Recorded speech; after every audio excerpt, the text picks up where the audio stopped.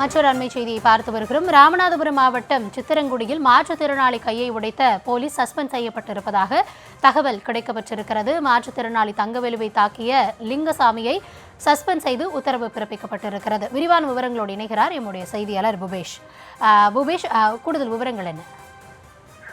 வணக்கம் கவி. ராமநாதபுரம் மாவட்டம் சித்திரங்குடி பகுதியைச் சேர்ந்த மாற்றுத்திறனாளியான தங்கவேலு என்பவரை ராமநாதபுரம் மாவட்டம் முதுகுத்துறை அடுத்த பேரையூர் காவல் நிலையத்தில் பணியாற்றி வரக்கூடிய சிஐடி காவலர் லிங்குசாமி தாக்கியதில் அவருடைய கை எலும்பு உடைந்து பலத்த காயம் ஏற்பட்டுள்ளது. தொடர்ச்சியாக அவர் ஏற்கனவே மாற்றுத்திறனாளியாக இருக்கக்கூடிய சூழலில் தற்போது குடும்பத்தை நடத்த இயலாமல் தவித்து வருவதாகவும் உடனடியாக நடவடிக்கை எடுக்க வேண்டும் என்ற கோரிக்கை விடுத்திருந்தார். இது தொடர்பான தகவல்களை சேகரித்து நியூஸ் தமிழ் தொலைக்காட்சியானது பிரத்யேகமாக இன்றைய தினம் வெளியிட்டிருந்தோம்.